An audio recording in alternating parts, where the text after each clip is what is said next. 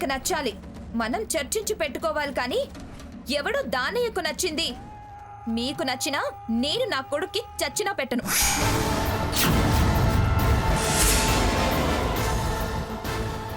మా నాన్నని అడుగుతా, ఆయనేం చెప్తే అదే పెడతాను. పుల్లయ్య అని పెట్టమన్నా పెడతాను అంతే. ఏయ్, అతిగా వాగేవంటే ముఖం పగిలిపోతుంది.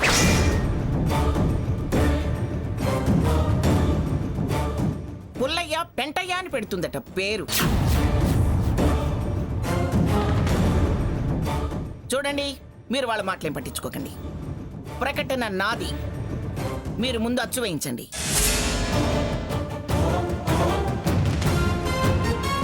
ఎవరికి చెందాల్సింది వాళ్ళకి కవర్లో పెట్టి మరీ పంపిస్తాను. మీరు వెళ్ళండి. నమస్తే మేడం. మంచిది.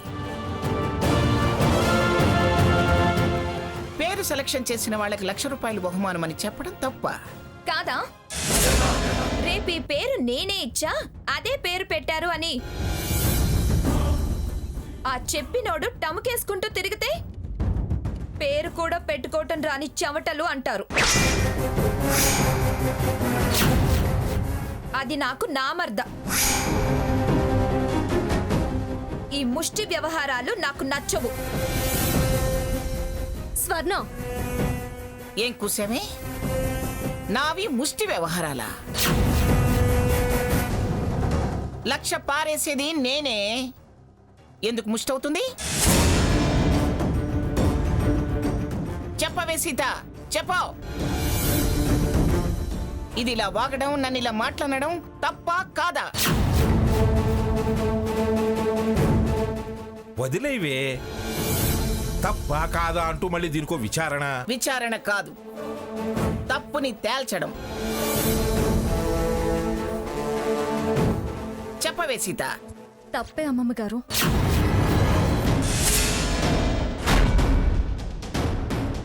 అయితే ఒక్క తీయచ్చుగా. ఏంటే మాటి మాటికి వక్క లెక్క అంటావు? తన కొడుక్కి తనే పేరు పెట్టుకోవాలనుకుంటుంది, అది తప్పేనా? అనుకోవడం తప్పు కాదు, నన్ను మాట్లాడడం, నాది తప్పనడం తప్పు. నువ్వు విలేకరులను పిలవడం తప్పే. ఏరే సాకే, నీ కొడుక్కి, నా మునిమనవడికి మంచి పేరు పెట్టాలనుకోవడం తప్ప కాదు గ్రాని. ఏరా రఘురాం, నువ్వు చెప్పు, నా తప్ప? మంచి పేరు కోసమేగా. రేపా పేరు వాడికేగా స్పెషల్ రికగ్నైజేషన్ ఇచ్చేది. ఆ, అది తప్పెలా అవుతుంది? విన్నారుగా, అది అందరి అభిప్రాయాలు ఒకటైతే దాని అభిప్రాయం మరొకటి.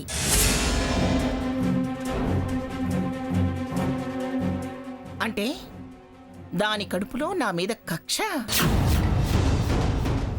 నన్ను అవమానించాలనే కోరిక పుష్కలంగా ఉంది దానికి. అందుకే ఒక్క తీసేది. చూడవే, ఇది 5వ ఒక్క. లెక్కేసుకొని గడిలో ఉంటే నీ అక్క గడప లోపలుంటుంది, లేకపోతే గడప దాటాల్సి వస్తుంది. జాగ్రత్త.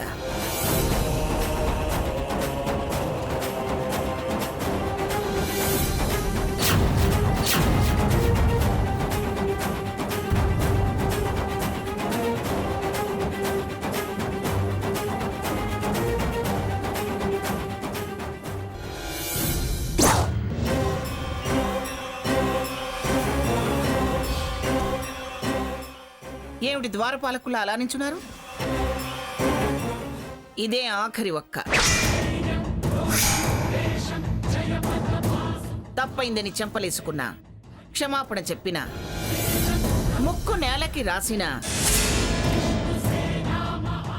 ఈ ఒక్కకి డబ్బాలో చోటు లేదు.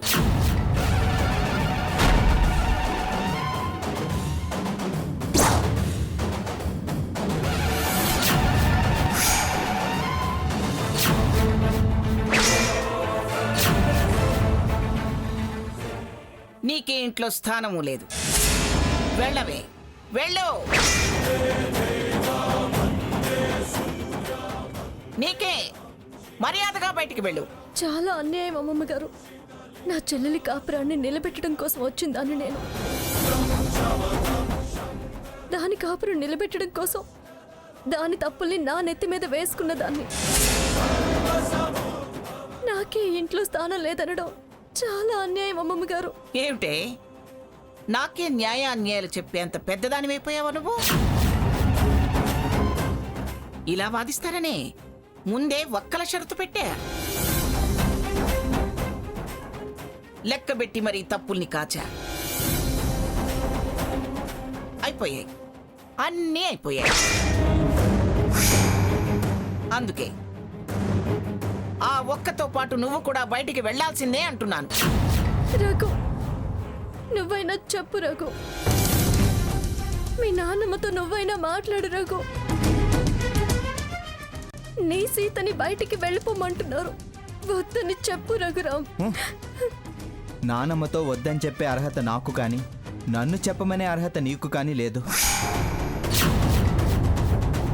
ఎందుకంటే వద్దు సీత, స్వర్ణను సమర్థించొద్దు, తన తప్పు తాను తెలుసుకుంటేనే కాపురం సరిదిద్దుకోగలుగుతుందని చాలాసార్లు నీకు చెప్పాను. చెప్పిన ప్రతిసారి నీ తమ్ముడికో న్యాయం, నా చెల్లెలకో న్యాయం అని ప్రశ్నించావు. అందుకే ఇప్పుడు శిక్ష అనుభవించాల్సి వస్తుంది. అనుభవించు. ఏంటి బావా అనుభవించు అంటావు? తను వెళ్ళిపోతే నీకు శిక్ష పడ్డట్టు కాదా? అక్క లేకుండా నువ్వు సంతోషంగా ఉండగలవా? మనశ్శాంతిగా బ్రతకగలవా? అదంతా గతం.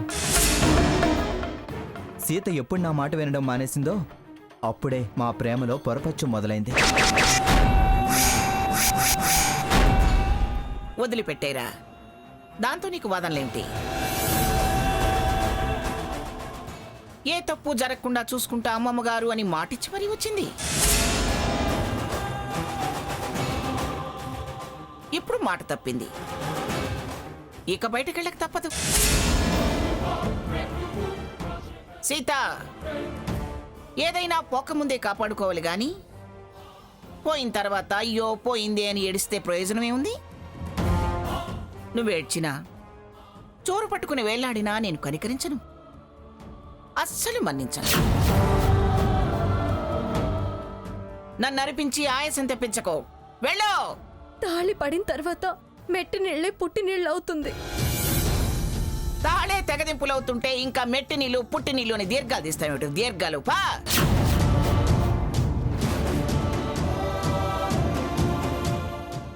రే రఘురామ్, తీసుకెళ్ళి తిని పుట్టి నీళ్ళు గుర్తు చేసి మరీ అప్పచెప్పిరా. సీత పద. రఘురామ్ ప్లీజ్ రఘురామ్, నేను నీ సీతని రఘురామ్. వద్దు. నువ్వు మా నాన్నమ్మ గీసిన గీత దాటావు. బావా నువ్వు రావణాసురుడి అవుతావా? నువ్వు శూర్పణఖవయ్యే ఇక్కడ దాకా తీసుకొచ్చావు. మాట్లాడుకో. రే రఘురామ్, లాక్కెళ్ళరా దాన్ని.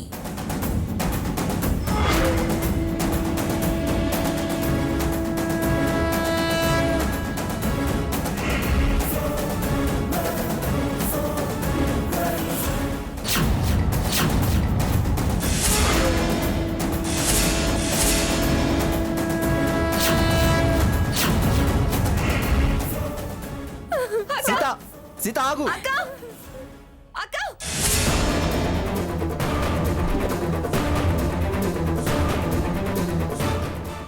సీత, సీత, అక్క అక్క ఆగక్క. సీత ఆగు. సీత ఆగు. అక్క సీత, అక్క సీత, అక్క సీత ఆగు. అక్క సీత, అక్క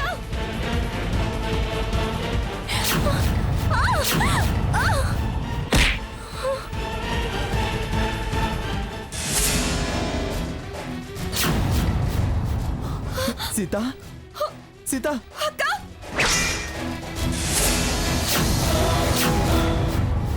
లే సీత. సీత అక్క సీత కళ్ళు తెరు సీత అక్క సీత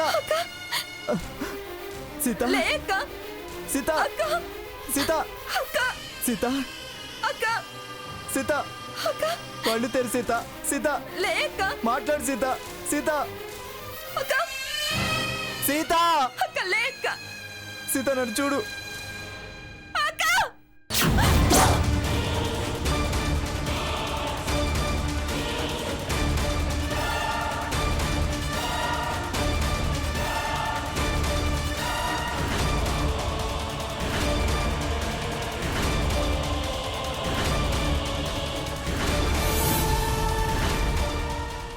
అక్కలైపోతే అక్కని అమ్మమ్మ ఇంట్లోంచి తరిమేస్తుంది. వేరు కాపురం ఎట్టి పరిస్థితుల్లో పెట్టనివ్వదు. నా తప్పులు అక్క మీద పడకుండా అక్క సేఫ్గా ఇక్కడే ఉండాలంటే వేరు కాపురం పెట్టుకు తప్పదు. ఆలోపు నేనే తప్పు చేసినా వక్క వక్క అంటూ బెదిరిస్తుంది. ఇప్పటికే 5 అంటూ అంకెలు చెప్తుంది. అవేమో తరిగిపోతున్నాయి. అసలు వక్కల లెక్కలే మార్చేస్తే పారేసినవి లెక్కేస్తుంది కానీ డబ్బాలో ఉన్నవి ఎన్ని అని లెక్కేయలేదుగా. గుప్పెడు పట్టింది. ఆ గుప్పెడు దగ్గర అవ్వకుండా చేస్తే ఆ డబ్బా ఖాళీ పూరిస్తే Yes. తప్పు దాందైనా నీదైనా నీ తప్పు కిందే లెక్కిస్తూ ఒక్కొక్క ఒక్కని అవతల పారేస్తాను. ఇవి అయిపోయేదాకా క్షమిస్తా. ఆ తర్వాత తప్పెవరిదనే తీసివేతలు కూడికలు లేకుండా సీత నిన్ను బయటికి గెంటుతా. సీత అమాయకంగా చెల్లెల మీద ప్రేమతో తన నెత్తిన వేసుకుంటుంది. నానమ్మ ఒక్కలు తీసేస్తూ ఉంది. స్వర్ణలో మార్పు వచ్చే సూచనలు కనపడడం లేదు. నానమ్మ సీతను ఏం చేయదు, బయటకు పంపదనే ధైర్యం కావచ్చు. కానీ నానమ్మ పంతం పట్టుదల తనకు తెలియదు. సీతను తను మన్నించకపోతే నా బతుకు దుమ్ము కొట్టుకుపోతుంది. ఎలా అయినా నానమ్మను బతిమిలాడి ఆ ఒక్కల లెక్క వద్దు, ఎవరి తప్పు వాళ్ళదే అనేలా చెయ్యాలి. అప్పుడు కానీ ఆ స్వర్ణ దారిలోకి రాదు. నానమ్మ మాట నేను విని సీతకు కండిషన్ పెట్టాను. ఇప్పుడు నా మాట నానమ్మ వినదా? కండిషన్ మార్చదా? మారుస్తుంది. నానమ్మ చాలా మంచిది.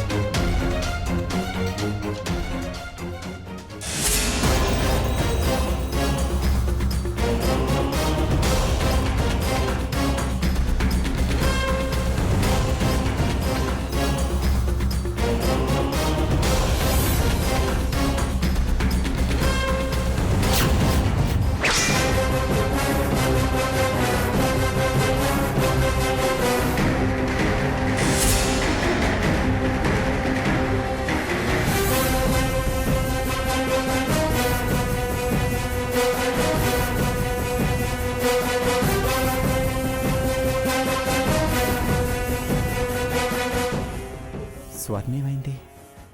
ఇప్పుడే కనిపించింది కదా. ఎక్కడ దాక్కుని ఉంటుంది?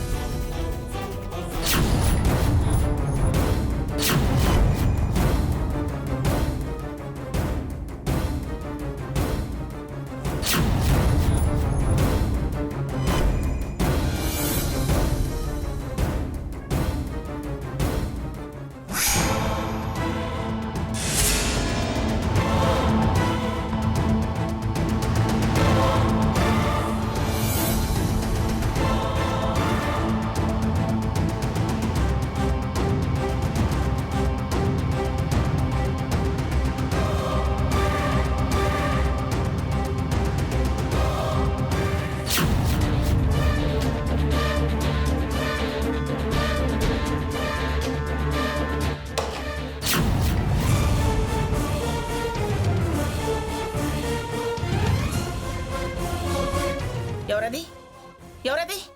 ఎవరది?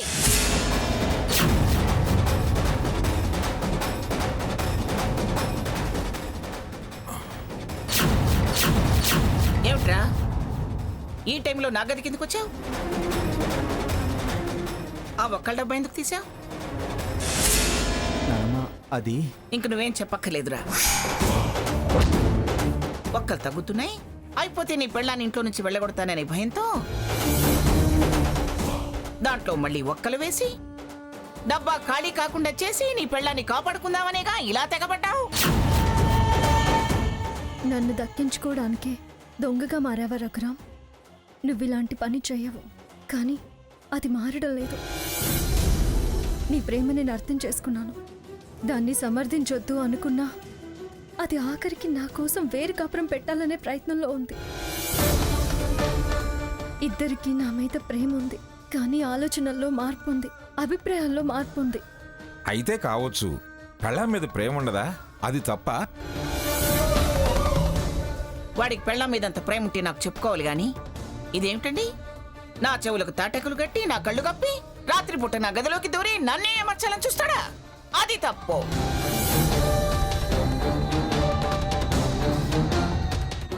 ఇలాంటి దొంగ వ్యవహారాలు నాకు నచ్చవు. సహించను, క్షమించను. అది నానమ్మ నేను వచ్చేసరికి పడింది. ఆ చప్పుడికేగా నువ్వు లేచింది. నేను దాన్ని సరిగ్గా పెట్టాలని చూసా, ఒక్కలు వేయలేదు. వేసింది వేయింది నాకు తెలుస్తుందిరా. ఉన్న వాటి లెక్క, పడేసిన వాటి లెక్క నాకు కంటతా ఉంది. తప్పు చేసింది కాక మళ్ళీ అబద్ధాలు చెప్పకురా, నాకు ఒళ్ళు మండుతుంది.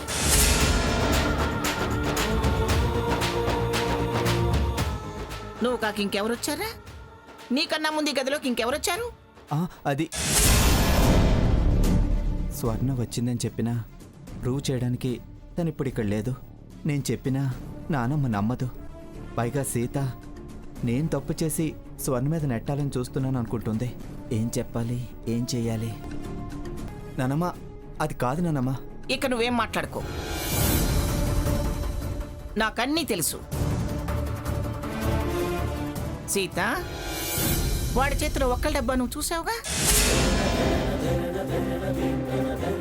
నా కోసం దోషిగా నిలబడాల్సి వచ్చింది రఘురామ్. మాట్లాడవేమే? వాడు ఒక్కల డబ్బా అక్కడ పెట్టడం నువ్వు చూసావుగా? చూసానమ్మగారు. అది నిజాయితీ అంటే. వాడి చేతిలో ఒక్కల డబ్బా నువ్వు చూసావుగా? నా కోసం దోషిగా నిలబడాల్సి వచ్చింది రఘురామ్. మాట్లాడవేమే? వాడు ఒక్కల డబ్బా అక్కడ పెట్టడం నువ్వు చూసావుగా? చూసానమ్మగారు. అది నిజాయితీ అంటే. మొగుడు తన కోసం తప్పు చేసినా వాణ్ణి సమర్థించడానికి అది అబద్ధం చెప్పలేదు.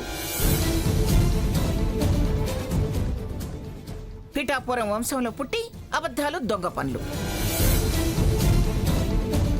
కానీ అది ఈ వంశానికి కోడలుగా వచ్చినా ఈ వంశ గౌరవాన్ని నిలబెట్టింది. వలపక్షం చూపించలేదు. ధర్మం పాటించి నిజం చెప్పి నికార్సైన పిఠాపురం కోడలనిపించుకుందిరా అది. రే రఘురామ్, ధైర్యంగా చెప్పి నన్ను మెప్పించి ఒప్పించాలి గాని దొంగ వేషాలు వేసి కాదురా.